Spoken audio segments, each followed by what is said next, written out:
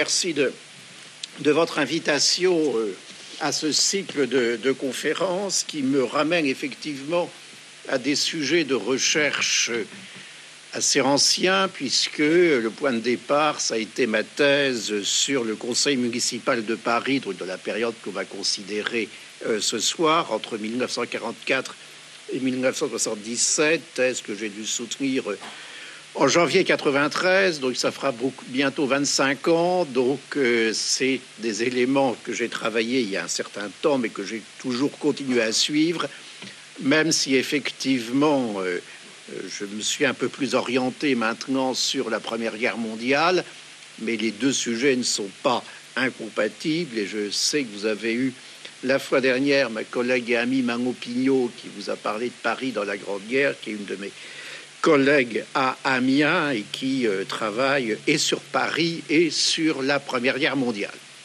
Alors, connaissant Manon sans avoir assisté à sa conférence, j'imagine qu'elle vous a montré beaucoup d'images. Moi, je ne vous en montrerai pas parce que j'ai hésité, mais le sujet est quand même très administratif et politique et se prête beaucoup moins que le sien, où je pense que celui qu'un autre collègue et ami, Mathieu Flomo, traitera la fois prochaine, à l'iconographie.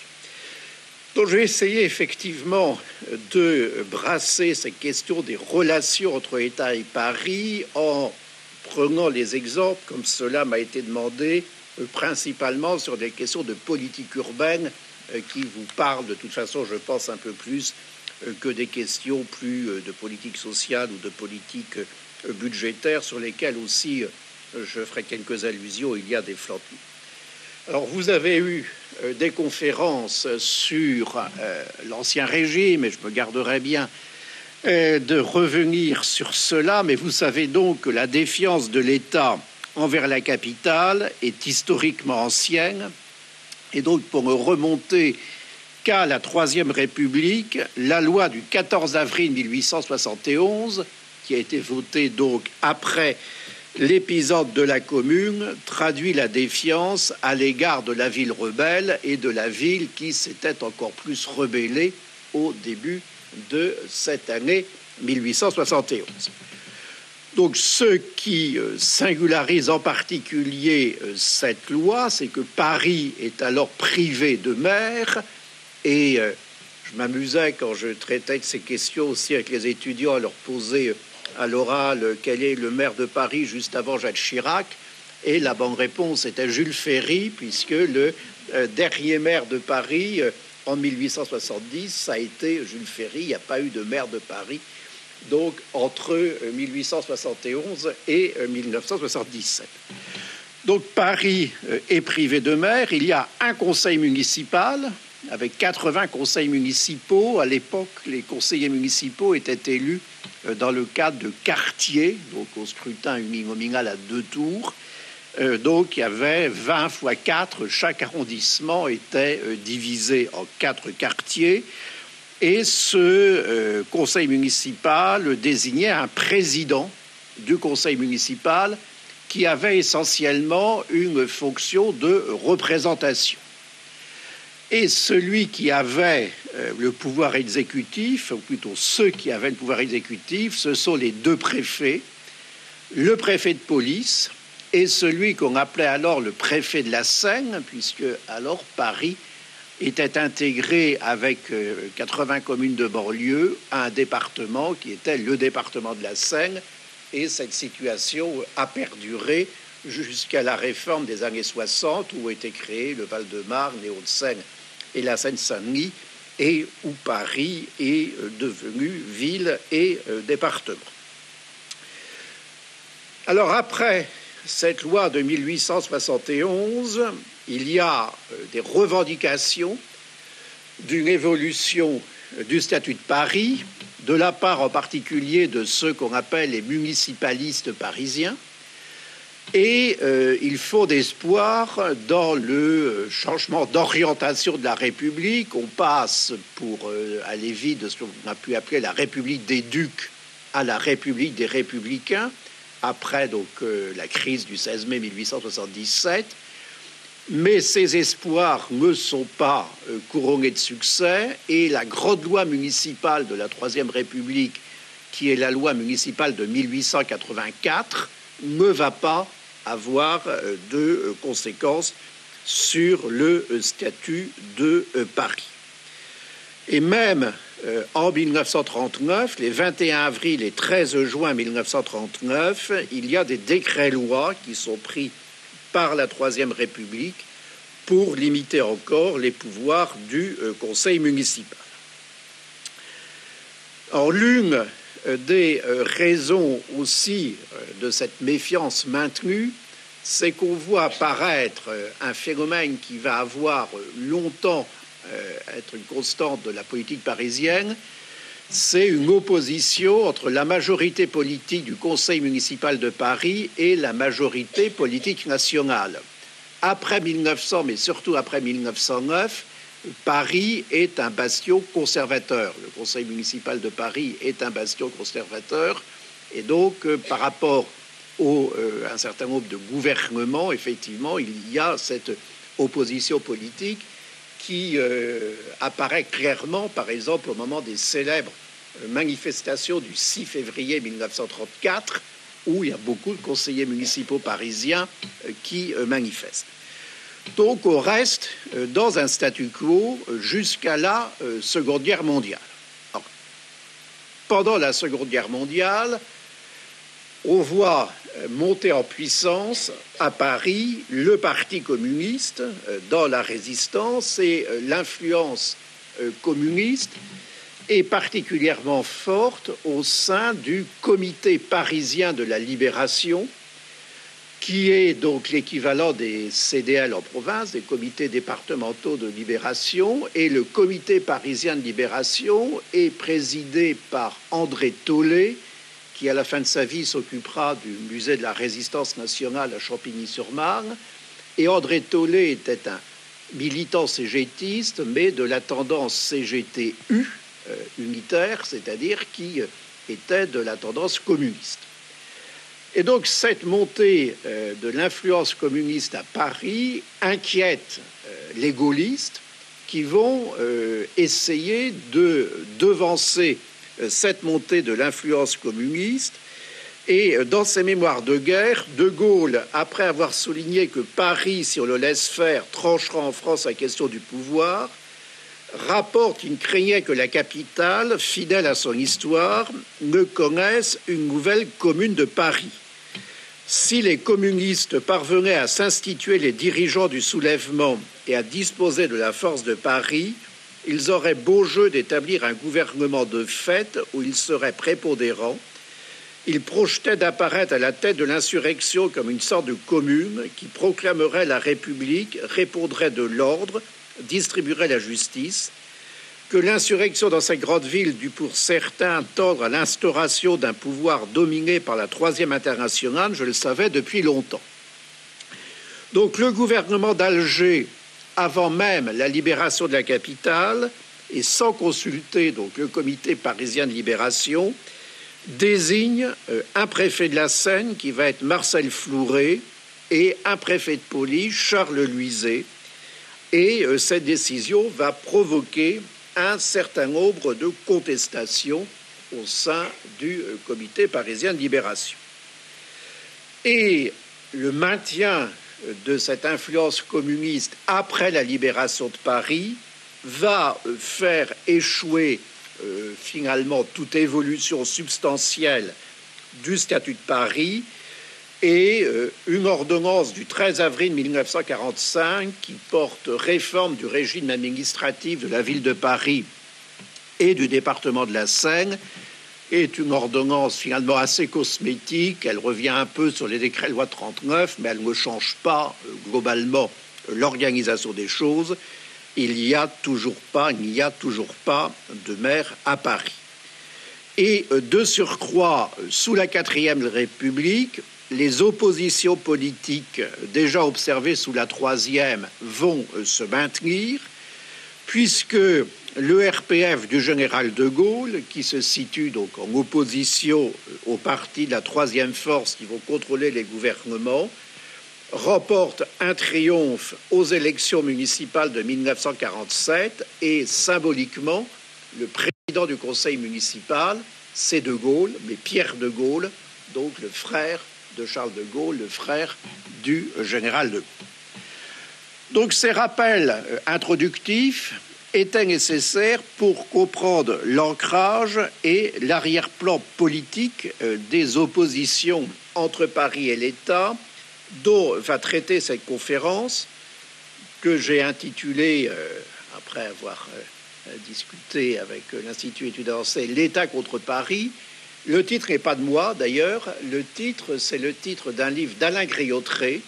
Alors, Alain Griotret, vous voyez peut-être qui c'est, il a terminé sa carrière politique comme maire de Charenton, il a été longtemps éditorialiste au Figaro Magazine, et Alain Griotret était entre 1959 et 1962 rapporteur général du budget de la ville de Paris, qui était le poste qui donnait le plus de pouvoir au sein du conseil municipal, plus d'ailleurs que celui de président. Et donc en 1962, Alain Griotret fait paraître ce livre sous le titre « L'État contre Paris ». Donc c'est cette problématique que je vais aborder sur une période, donc 45-77. Vous comprenez aisément pourquoi je m'arrête en 77, puisque c'est la mise en application de la loi du 31 décembre 1975 qui recrée la fonction de maire de Paris et qui va donc conduire à l'élection de Jacques Chirac à la mairie de Paris. Et donc les problématiques seront ensuite différentes. Donc je vais commencer par une première partie sur la 4e République. Alors, c'est une période où les relations entre l'État et Paris sont difficiles. Il y a les oppositions dont j'ai parlé déjà, politiques, mais il y a aussi un courant de pensée favorable à l'aménagement du territoire et à l'arrêt de la croissance de Paris et de la région, dont l'expression la plus célèbre est le livre de Jean-François Gravier, « Paris et le désert français », dont la première édition paraît en 1947. Alors, c'est un livre important pour Paris, dont Jean-François Gravier, qui était né en 1915 et qui mourra en 2005, était un agrégé d'histoire et de géographie. Il avait été chargé de mission sous Vichy au secrétariat général de la jeunesse entre 41 et 42, et il va exposer dans son ouvrage des idées extrêmement hostiles à Paris. Partisan d'une politique nataliste, il estime que le développement de l'agglomération parisienne a fait perdre à la France de 500 000 à 600 000 naissances pendant l'entre-deux-guerres, puisque la fécondité des provinciaux diminue considérablement dès qu'ils se fixent à Paris ou en banlieue, à cause de conditions de vie qui leur interdisent d'avoir davantage d'enfants. De plus, selon lui, les investissements nécessaires pour la capitale expliquent le sous-équipement de la campagne française. Il dénonce donc l'existence d'un trust parisien responsable de ce qu'il appelle la décadence démographique de la France, de la désintégration de la vie régionale, de la destruction progressive des élites provinciales, d'un pullulement des improductifs et des parasites, tout ça c'est des citations de lui, d'une rupture de l'équilibre social des régions rurales et responsable de dépenses improductives de l'État. Donc il demande l'arrêt de toute construction à Paris et dans sa banlieue pendant 10 ans. Il dénonce un programme de 40 000 logements à construire par la ville de Paris qu'il qualifie d'opération désastreuse pour le budget démographique de la France. Et il poursuit la construction d'immeubles parisiens permettant d'abriter un supplément de population parisienne est un très mauvais placement pour la nation. Il estime au contraire nécessaire de détruire 75 000 taudis à Paris, mais sans les remplacer par de nouvelles constructions. Donc seules seraient relogées les personnes dont la présence est indispensable à Paris dans des logements qui seraient libérés grâce à la décentralisation industrielle, parce qu'on ferait quitter un certain nombre d'industries. Donc les autres personnes dont le logement aurait été détruit devraient quitter la capitale, dont la population diminuerait.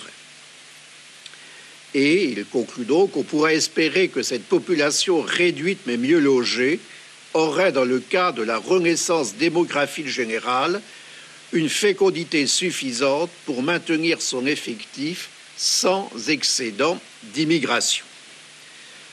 Donc rien n'est proposé dans ce livre pour résoudre la crise du logement à Paris, qui est pourtant une véritable question dans l'immédiate après-guerre pour Paris et son agglomération, pas tant à cause des destructions de la guerre, puisque même s'il y a eu quelques bombardements, en particulier sur la banlieue, Paris et son agglomération ont été relativement épargnés par rapport à d'autres villes de province, mais parce qu'il n'y avait pas eu grand-chose de fait dans l'entre-deux-guerres et que s'étaient développés ce qu'on appelait les îlots insalubres et qu'il y avait donc nécessité de toute une politique de rénovation.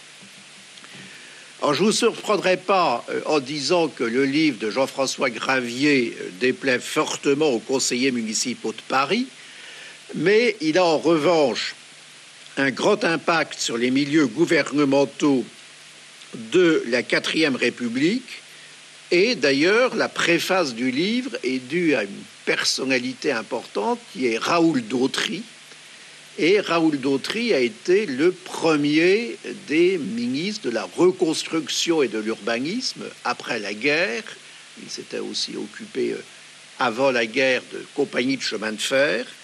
Et Gravier va être le collaborateur de Raoul Dautry au ministère de la reconstruction et de l'urbanisme. Et quand Raoul Dautry va quitter le MRU, je crois mémoire, il le quitte quand De Gaulle part en janvier 1946. Il va être remplacé d'abord par le communiste François Billoux, puis par Eugène Claudius-Petit. Et Eugène Claudius-Petit va à plusieurs reprises citer le livre de Jean-François Gravier dans les débats à l'Assemblée nationale et s'en inspirer dans ses fonctions de ministre de la reconstruction et de l'urbanisme. Donc il y a alors l'idée sous-jacente dans les milieux gouvernementaux que la dégradation des conditions de vie en région parisienne pourrait être un élément dissuasif à l'égard de provinciaux qui seraient tentés de s'installer dans la région et même dans certaines conditions un moyen d'inciter les Parisiens à aller s'établir en province. Donc, dans ces conditions, les motifs de conflit entre le conseil municipal et les gouvernements sont nombreux, avec une opposition en particulier du conseil municipal à ce qu'il considère comme une politique anti-parisienne du gouvernement. Alors, quelques exemples de ces querelles entre l'État et la ville, c'est par exemple la question des emprunts.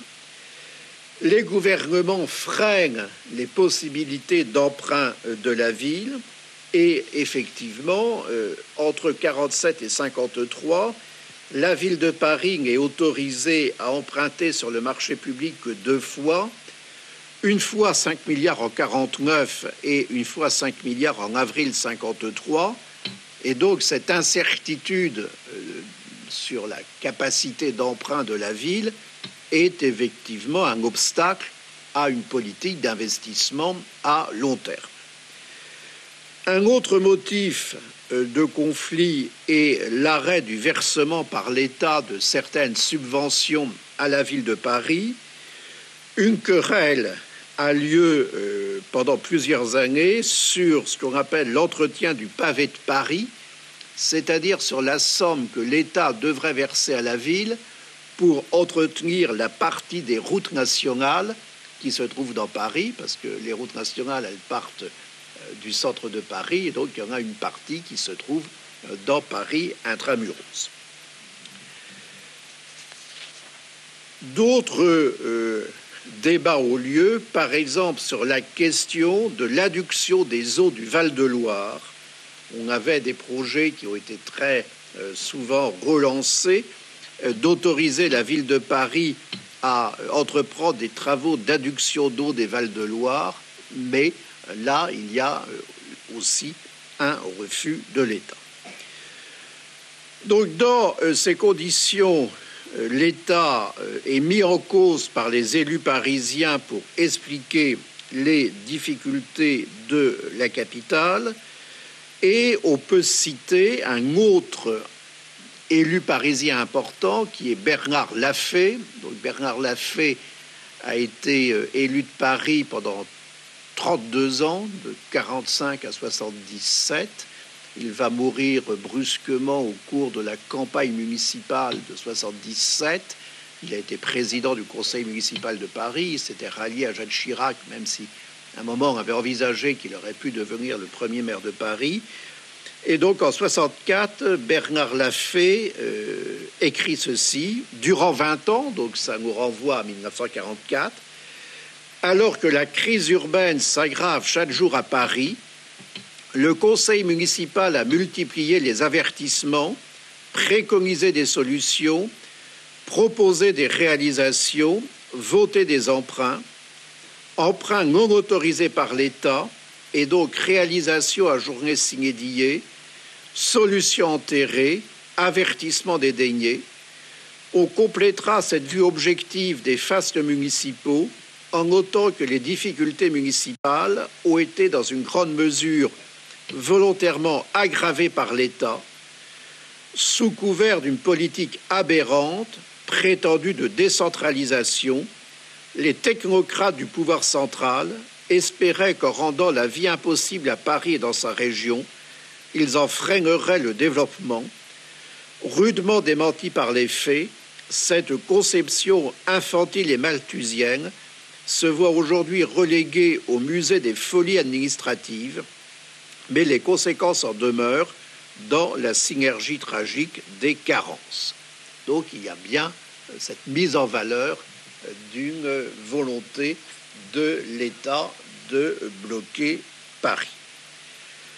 Par ailleurs, le conseil municipal se sent un peu méprisé, mis à l'écart sur un certain nombre de discussions importantes. Il a parfois le sentiment de parler sans être écouté. Et on le voit, on est toujours sous la 4e République, par exemple, quand il y a des projets de pénétration de l'autoroute du Sud dans Paris.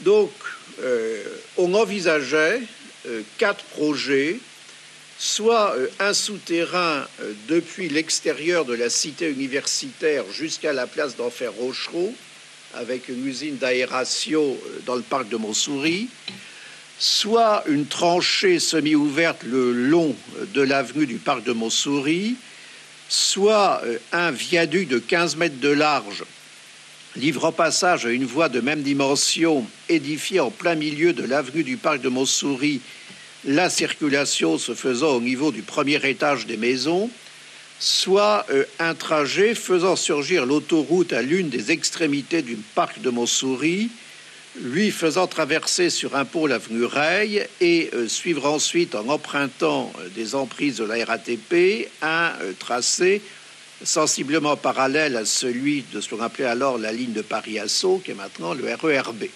Donc on envisageait vraiment de faire venir l'autoroute du Sud quasiment en plein centre de Paris jusqu'à d'Enfer Rochereau.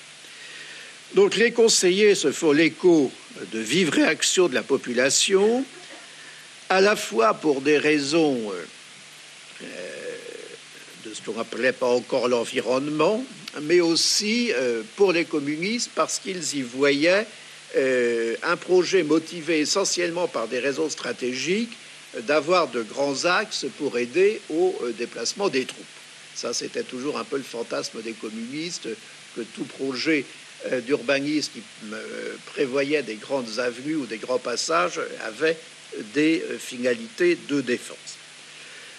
Donc, le conseil municipal demande à ce qu'aucun projet d'autoroute ne soit mis à exécution sans qu'il en ait été saisi et demande à être tenu au courant, donc on est en 53-54 des projets, en insistant sur la nécessité de protéger l'avenue du parc de Montsouris. Mais il a le sentiment que, en dépit de ces prises de position, les projets continuent, que les ingénieurs des ponts et chaussées restent sur leurs objectifs et il s'offusque en particulier de ce que l'ingénieur en chef des ponts et chaussées du département leur dit, parce que les chefs de service venaient présenter les projets au conseil municipal, et il leur dit ceci: quant aux relations qui doivent exister entre Paris, les ponts et chaussées, l'État, permettez-moi de vous rappeler les termes employés à la tribune de l'Assemblée nationale par un homme d'État qui a été peut-être le plus grand président du Conseil de la Troisième République. S'il est vrai qu'on ne gouverne pas contre Paris, c'est à condition que Paris ne veuille pas gouverner contre la France entière. Donc c'est finalement une manière de dire, de toute façon, il y a des projets d'intérêt national, vous pouvez prendre les positions que vous souhaitez, nous on continue à travailler sur ces projets. Donc ça donne le sentiment à ces élus de ne pas être forcément très écoutés, et on aurait des exemples analogues, par exemple les protestations du conseil municipal contre les constructions entreprises par le gouvernement dans la capitale, la maison de la radio, le palais de l'UNESCO, le palais de l'OTAN, et il y a par exemple une contestation par le conseil municipal de la construction de la maison de la radio parce qu'il souhaitait destiner ce terrain à des activités sportives. Donc, on a là aussi une tension entre les élus et l'État, avec quand même cette interrogation que l'on peut avoir, c'est de savoir si, en ne les écoutant pas, en particulier sur ces dossiers de la maison de la radio, de l'UNESCO et de l'OTAN, le gouvernement s'oppose à Paris, ou si, au contraire, il apporte des éléments qui contribuent à son prestige et qui limitent les effets d'une décentralisation prônée. Et quand on lit certaines interventions des conseillers municipaux, y compris sous la 4e République, où ils sont désormais élus à la proportionnelle dans le cadre de secteurs d'arrondissement, on voit quand même qu'ils ont gardé un esprit qu'on pourrait qualifier d'arrondissementier, de défense effectivement du quartier, que finalement, si on s'oppose à Gravier, si on veut un prestige pour Paris, est-ce qu'il vaut mieux construire une maison de la radio ou est-ce qu'il vaut mieux construire un terrain de sport pour les écoliers? Donc on a quand même cette question que l'on peut se poser vis-à-vis d'un certain nombre d'interventions.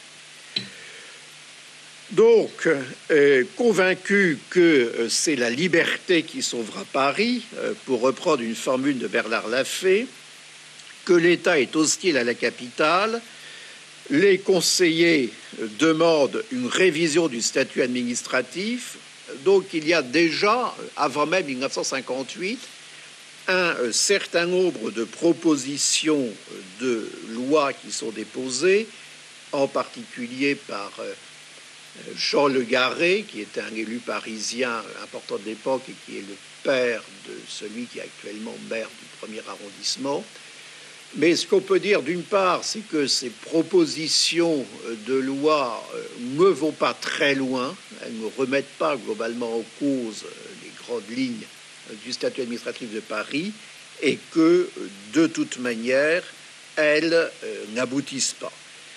Et, par exemple, sur les questions des attributions d'un président-maire, Le Garret, qui prend pourtant parti pour une évolution du statut, écrit dans un article de 1955, « En raison de la complexité des problèmes parisiens et de leur énorme résonance financière, un maire de Paris doté de semblables puissances et qui disposerait de près de 50 000 fonctionnaires et agents représenterait une force politique d'une telle ampleur qu'elle porterait ombrage au pouvoir central.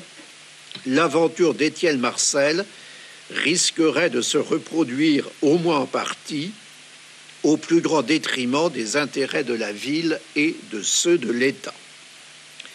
Et par conséquent, les pouvoirs des préfets, même dans ces propositions, sont maintenus. C'est plutôt des propositions qui vont dans un accroissement des pouvoirs délibérants du Conseil ou dans la formation d'un Conseil de la ville. Donc finalement, on arrive à 1958 sans qu'il y ait de modifications et avec donc ce constat de tensions qui ont existé entre l'État et la ville.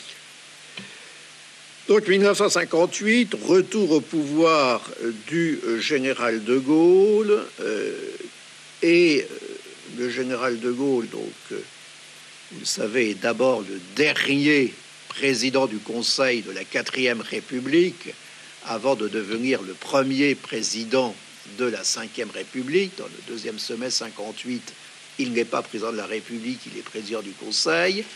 Et pour former son gouvernement, il ne fait pas appel qu'à des politiques, il fait aussi appel à des hauts fonctionnaires.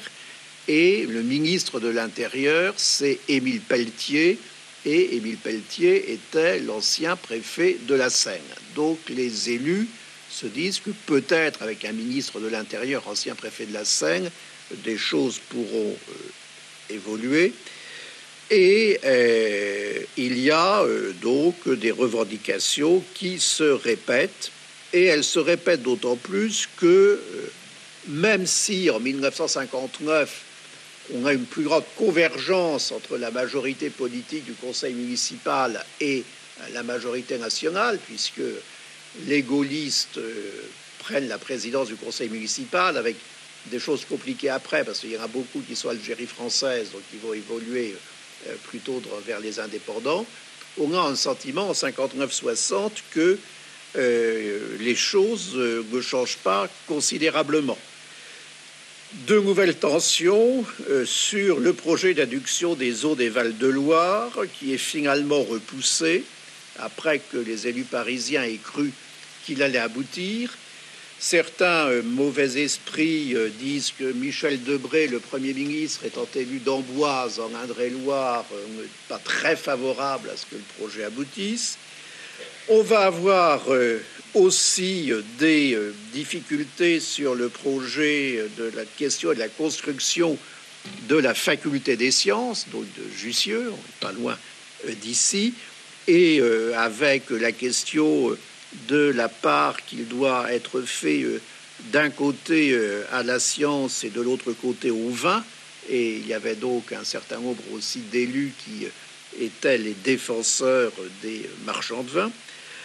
Et puis on va avoir un certain nombre de débats sur la question du district de la région parisienne, qui est en cours de création, et sur deux importants documents d'urbanisme qui sont d'une part le PUD, le plan d'urbanisme directeur, et d'autre part le PADOG, le plan d'aménagement et d'organisation générale de la région parisienne.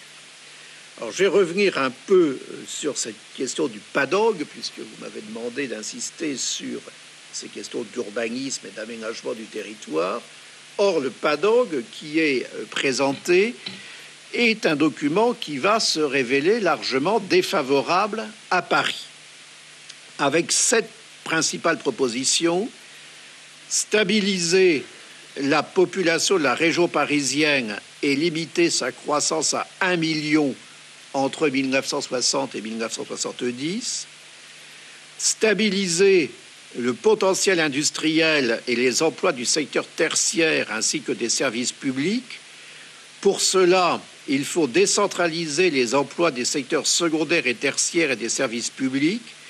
Les emplois et services dont la présence n'est pas indispensable à Paris et dont le départ n'est pas susceptible de nuire au prestige, au rayonnement, à la vitalité, aux virtualités de la capitale.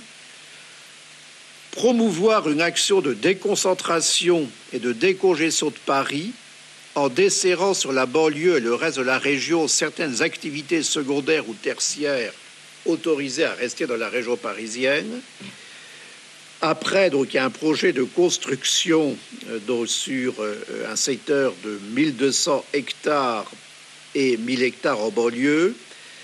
Le PADOG envisage également, pour obtenir la construction de 70 000 à 75 000 logements par an, la création dans l'agglomération de pôles d'attraction susceptibles de contrebalancer l'attraction du noyau central. Donc 3, 4 ou 5 noyaux urbains principaux pourront rassembler 100 à 200 000 habitants chacun et comprendront à la fois des centres commerciaux et d'affaires vivants et denses, des lieux de travail et des équipements publics, avec des noyaux urbains secondaires de 10 à 50 000 habitants qui sont appelés à accueillir les laissés-pour-compte de la rénovation de Paris. Sixième objectif, de ranimer la zone rurale en prévoyant un accroissement de villes périphériques situées à 50 ou 70 km de Paris, comme Mantes, Creil, Étampes, Meaux ou Melun, qui deviendraient de véritables cités satellites de Paris. Et donc un septième objectif tout de même qui a pour objet l'amélioration de l'équipement de Paris et de la région parisienne avec le boulevard périphérique, la liaison des gares Invalides d'Orsay, l'implantation en banlieue de 4 nouvelles facultés de 10 collèges universitaires, la création de 21 hôpitaux généraux, etc.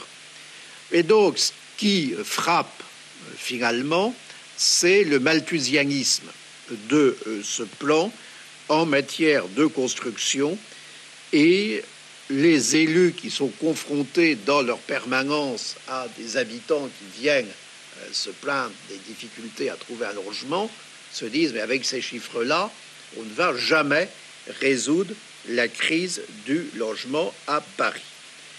Et donc, un élu comme Michel Caldagues, qui a été longtemps maire du 1er arrondissement, se demande si l'on n'est pas passé insensiblement de cette nécessité qui consiste à ne pas laisser Paris s'engorger à cette illusion parfois dangereuse qui consisterait à vouloir vider Paris d'une partie de sa population.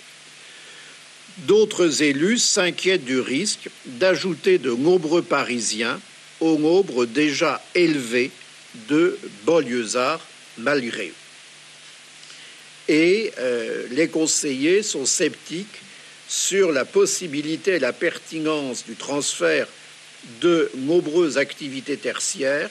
Il était mentionné l'idée de déplacer hors de Paris les grandes écoles. On n'avait pas encore prévu, je pense, de mettre l'ENA à Strasbourg, mais on avait aussi cet objectif. Et certains, comme Alain Griotré, s'interrogent sur la pertinence de cette politique dans le cadre du développement de l'Europe en se disant, qu'à vouloir régler trop strictement le développement de Paris, qui est le seul pôle de croissance français à l'échelle européenne, au risque en fait de favoriser les autres grandes capitales économiques comme Zurich, Amsterdam, Munich ou Bruxelles, plutôt que les grandes métropoles régionales. Et donc, l'idée est exprimée par les élus parisiens que Paris doit continuer à être un pôle d'attraction, un atout majeur de la France dans le cadre de la construction européenne et que le développement des capitales régionales ne doit pas passer par l'entravement des activités de Paris. Et puis, ces élus, là même si on dépasse un peu le sujet, trouvent que plutôt que de développer les villes à 50 km, ça serait plus pertinent de mettre l'effort sur les villes à 100 km comme Orléans, Chartres ou Évreux, qui pourraient après avoir leur existence propre. Donc, ce paddock va être mort-né. Donc, après, on va partir sur d'autres projets, mais on n'a pas le sentiment en 59 et en 60 qu'on a forcément une évolution, si bien que le 12 décembre 1960, Bernard Lafay dit ceci: nous avons de plus en plus la fâcheuse impression que le gouvernement a choisi de nous mettre systématiquement devant le fait accompli, en un mot de nous forcer la main, qu'il s'agisse de la mise en place du district parisien, du plan d'aménagement de notre région, de l'assistance publique. Selon lui, le pouvoir a une conception dictatoriale de la tutelle. Donc, c'est des mots forts qu'il emploie pour critiquer cette vision maintenue de rapport entre l'État et Paris. Or, la situation évolue pourtant dans un sens favorable dans les années 60. Le 2 février 60, on instaure un comité interministériel permanent de la région de Paris, présidé par le Premier ministre, et des promesses d'aménagement de la tutelle sont faites. Le gouvernement renonce à faire passer en force son premier projet de district. On va avoir des réformes budgétaires capitales puisque la ville de Paris obtient désormais l'autorisation d'avoir un budget d'investissement avec autorisation de programme et crédit de paiement en retrouvant ses facultés d'emprunt, ce qui est quelque chose qui permettra une planification des réalisations. L'État va contribuer à nouveau à l'entretien du pavé de Paris. La deuxième version du district ne va pas susciter l'opposition du conseil municipal et le fonctionnement du conseil municipal va connaître des évolutions qui sont favorables à une plus grande liberté des élus. Donc, à partir des années 60, et je ne rentre pas dans un détail trop technique, les rapports entre la ville représentée par la majorité de son conseil et l'État sont plus faciles sous la Ve République, qui apparaît alors beaucoup moins anti-parisienne que la Quatrième République. Pourtant, des difficultés demeurent. En effet, le nouveau pouvoir, d'ailleurs par son esprit même, intervient directement dans les affaires parisiennes, ce qui provoque de nombreuses campagnes sur le thème de Paris, domaine réservé du président de la République. Alors, cette notion de domaine réservé, vous savez, c'est une notion qu'on emploie souvent. Elle n'a jamais été dans la Constitution. C'est une notion qui a été inventée par Jacques Chaban-Delmas lors des premières assises de l'UNR à Bordeaux pour désigner, pour caractériser la politique étrangère et la politique de défense qui serait du domaine réservé du président de la République. Mais là, de façon un peu polémique, on considère que finalement le pouvoir a accru ce domaine réservé avec les affaires parisiennes. Donc pourquoi il y a cette critique? Par exemple parce que Michel Debré prend seul la décision de déplacer les Halles, et vous savez que ça va être une affaire considérable, donc le déplacement des Halles à Rungis avec ce problème du trou des Halles et de ce qu'on va mettre dedans. Il décide de lancer le RER contre l'avis du ministre des Travaux publics et du ministre des Finances sans consulter le conseil municipal. Et puis, 3 conseils restreints, là aussi sans consultation du conseil municipal, sont consacrés aux problèmes parisiens, donc sous la présidence du général de Gaulle, les 20 juin 63, 8 octobre 63 et 6 février 64. Vous savez peut-être que c'est une pratique gaulliste de faire ces conseils restreints thématiques à l'Élysée, alors qu'il a désormais interdit les conseils de cabinet à Matignon. Le ministère des Travaux publics impose l'inscription au plan d'urbanisme directeur de la radiale d'Enfer-Rochereau, qui est un très très long débat aussi sur l'arrivée d'une voie rapide dans Paris. Le ministère des Finances impose que le budget de 1966 ne soit en augmentation que de 7% par rapport à celui de 65, ce qui provoque une vive critique des conseillers de gauche contre cette atteinte grave aux prérogatives du Conseil municipal de Paris. Georges Pompidou choisira de lui-même l'emplacement du musée d'art moderne sur le plateau Beaubourg, sans que là non plus il y ait vraiment consultation des élus.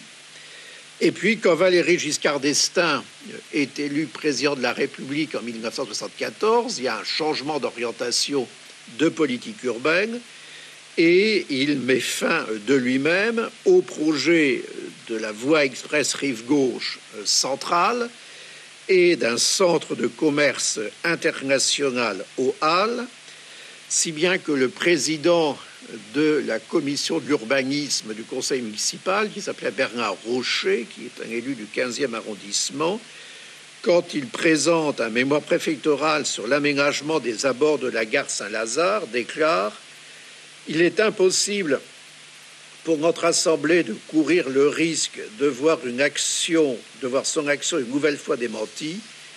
Nous avons tous présents à la mémoire les affaires de la voie express rive gauche et de l'aménagement des Halles où nos décisions ont été remises en question.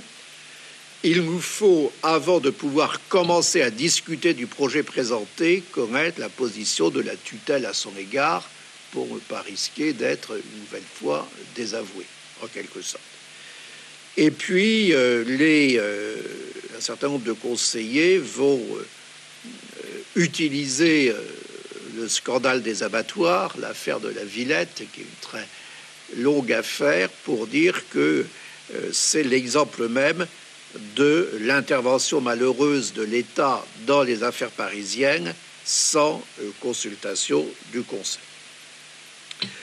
Alors, si on ajoute qu'au-delà des questions d'urbanisme, des tensions existent aussi sur la politique d'enseignement et sur la politique d'aide aux personnes âgées, on comprend la poursuite des revendications pour une évolution du régime administratif de la capitale.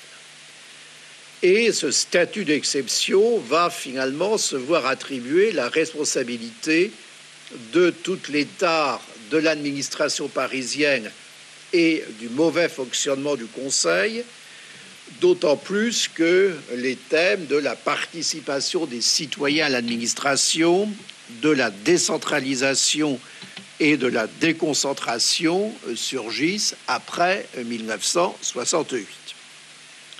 Et ceux qui font campagne pour un fonctionnement plus démocratique de la gestion municipale, d'une consultation des associations dans les prises de décision, ce sont les deux élus du Parti socialiste unifié, qui était cette dissidence du Parti socialiste dans les années 60. Et parmi ces élus, peut-être plus connu que l'autre, c'est le journaliste Claude Bourdet, qui écrira beaucoup sur ces questions parisiennes et qui était un des piliers de l'ancêtre du Nouvel Observateur, qui s'appelle maintenant, je ne sais plus comment, l'Observateur. Et même Christian de la Madeleine, grande personnalité gaulliste du conseil municipal, rapporteur général du budget depuis 1965, estime une réforme nécessaire. Mais au niveau de l'État, on y va très doucement. Georges Pompidou a été élu président de la République en 1969 et le 2 juillet 70, on est à quelques mois des municipales, à l'occasion d'une conférence de presse, il tempère pourtant les ardeurs des réformateurs. Donc c'est le journaliste Gérard Badel du Parisien libéré, donc l'ancêtre du Parisien, qui lui pose la question suivante: les élus parisiens de la majorité demandent plus de liberté, il dit bien de la majorité. Pensez-vous que les Parisiens puissent avoir un maire, un bon maire, en tout cas un vrai maire? Je ne sais pas très bien quelle est la différence entre un bon maire et un vrai maire, mais enfin, peu importe. Et le président de la République répond, donc Georges Pompidou, « Je crois souhaitable d'alléger et de simplifier les modalités de la tutelle qui pèsent sur l'administration parisienne. À Paris comme ailleurs, les élus municipaux, le Conseil de Paris, doivent avoir plus de liberté et plus de possibilités d'action. Quant au problème du maire, c'est une autre affaire. Paris n'est pas seulement Paris, c'est aussi la capitale de la France, et cela pose pour le gouvernement et l'État une question de toute première importance et qu'on ne peut pas résoudre, à mon sens, aussi simplement que pour toute autre ville de France.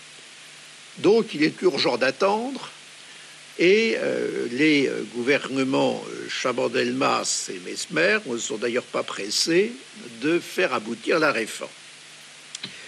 Donc il y a un certain agacement des élus parisiens, y compris d'élus de la majorité, et la tendance de la majorité qui s'agite le plus, c'est ceux qu'on appelle les républicains indépendants. Les républicains indépendants, c'est les giscardiens, qui sont des alliés des gaullistes depuis le début des années 60, mais des alliés parfois un peu agités. Et parmi ces républicains indépendants, c'est Jacques Dominati qui va prendre aussi des positions en faveur de l'évolution du statut municipal. Il va d'ailleurs être porté en juin 1973 à la présidence du conseil municipal et affirmé en décembre 1973 « Si le gouvernement ne réforme pas le statut de notre ville, nous allons vers une crise grave. »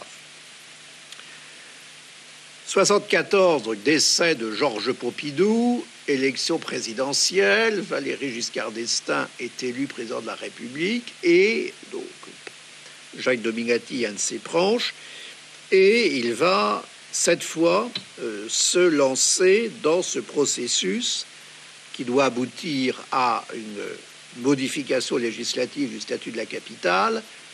Il n'y a jamais de décision innocente. Il a vu le score que les giscardiens ont fait à Paris, il a dû faire 56% au deuxième tour. Il s'est dit que si la réforme aboutissait, on pouvait espérer avoir un maire giscardien à Paris et mettre fin à cette domination gaulliste du conseil municipal qui était quand même historique, avec des élus comme ceux que j'ai cités, Bernard Rocher, Christian de la Malaine. Et donc, ça peut expliquer aussi que, alors que le président de la République s'engage dans cette voie, vous l'avez dit, le Premier ministre Jacques Chirac est nettement moins favorable à la réforme. Il déclare à François le caractère très spécifique de la ville de Paris ne permet en aucun cas d'envisager un maire élu. C'est pourtant quand il est Premier ministre que la loi est votée, puisque c'est la loi du 31 décembre 1975, et vous le savez, Jacques Chirac reste Premier ministre jusqu'à sa démission à l'été 1976. Et donc c'est une loi importante puisqu'elle recrée le poste de maire de Paris disparu depuis 1871, qu'elle dote Paris d'un double exécutif, le maire d'un côté, l'exécutif préfectoral de l'autre, qu'elle augmente le nombre de conseillers fixé cette fois à 109 au lieu de 90, et qu'elle crée des commissions d'arrondissement. Il n'y a pas, en 77, encore de maire d'arrondissement.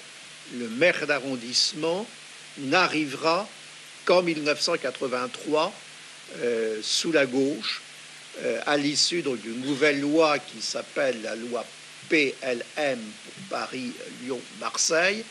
Il s'agissait en fait, pour le pouvoir de gauche, de vouloir fragiliser Jacques Chirac en 83, et donc Paris avait été découpé avec 20 municipalités d'arrondissement, sauf que l'opération a échoué puisque les listes de Jacques Chirac ont fait ce qu'on appelait alors le Grand Chelem et ont remporté 20 sur 20 des arrondissements. Donc, puisqu'on est beaucoup plus dans l'administratif que dans le politique ce soir, sachez que le maire d'arrondissement n'intervient pas au moment de la réforme de 75-77, mais en 83. Et cette question s'était posée, et à cette époque, le ministère de l'Intérieur ne voulait pas de la balkanisation de Paris. Et puis, autre caractéristique que l'on peut souligner, c'est que Paris est à la fois commune et département, c'est-à-dire que les élus parisiens sont à la fois conseillers municipaux de Paris et l'équivalent de conseillers généraux, puisque c'était un département, ce qu'on rappellerait maintenant des conseillers départementaux. Ça a d'ailleurs eu une conséquence un peu cocasse sur un plan juridique, c'est que, comme Jacques Chirac était aussi conseiller général de Corrèze, on s'est demandé si on pouvait conseiller général de 2 départements simultanément, puisque, comme conseiller maire de Paris, était conseiller municipal de Paris et donc conseiller général de Paris, mais ça a été tranché, je crois, dans un sens favorable. Je vais m'arrêter là et arriver à la conclusion, puisqu'on m'avait demandé de parler 1 heure et que l'heure est en train de s'écouler. Donc on peut dire en conclusion que les rapports entre Paris et l'État ont été de nature différente sous la 4e République et sous la 5e, si l'on s'en tient à la période de 58-77. Sous la 4e République, les oppositions politiques et les visions anti-parisiennes des gouvernements rendent ces rapports extrêmement difficiles et aucune libéralisation du régime administratif de Paris n'existe après les quelques améliorations obtenues en 1945, quand le général de Gaulle est encore au pouvoir. En revanche, sous la 5e République, les rapports s'améliorent. Certes, des difficultés subsistent et les conseillers peuvent parfois s'offusquer encore d'intrusions présidentielles ou gouvernementales dans la gestion de la capitale. Mais ces intrusions peuvent être lues aussi comme un intérêt de l'État pour Paris et se justifier par la participation financière de l'État aux grands travaux d'infrastructure de la capitale. Donc il est clair que dans les années 60, les tenants d'une politique anti-parisienne connaissent une défaite, comme en témoignent certaines plaintes de Jean-François Gravier. Par ailleurs, malgré les divergences liées à la question algérienne, les rapports politiques entre la majorité du Conseil et les gouvernements sont globalement plus faciles.